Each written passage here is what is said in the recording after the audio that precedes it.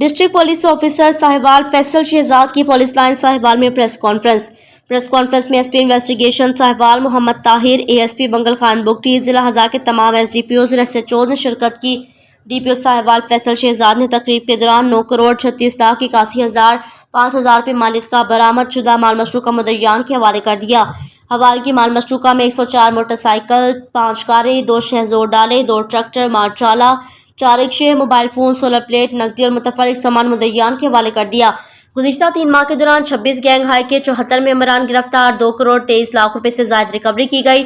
ناجائز اسلحہ رکھنے والے 621 ملزمان گرفتار کیے گئے، جن کے قبضے سے 4 عدد Kalashnikov, 53 shotguns, 23 rifle, 17 carbine, 523 pistol, revolver, متعدد گولیاں برآمد۔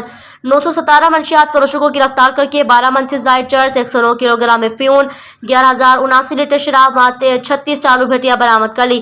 مختلف تھانہ میں 5 ہندے قتل، 5 ڈکیتی، ماں قتل کے مقدمات کو ٹریس کر کے ملزمان کو گرفتار کیا گیا۔ ساہیوال پولیس جانوں کی پرواہ کے بغیر انتہائی خطرناک ملزمان سے 8 پولیس مقابلے کیے۔ D P O Sahiwal Faisal Shahzad نے کہا، ساہیوال پولیس کی بہترین حکمت عملی سے جرائم پیشہ کے لیے چھپنا مشکل ہو گیا۔ احمد حسن ڈویژن، ساہیوال نیوز۔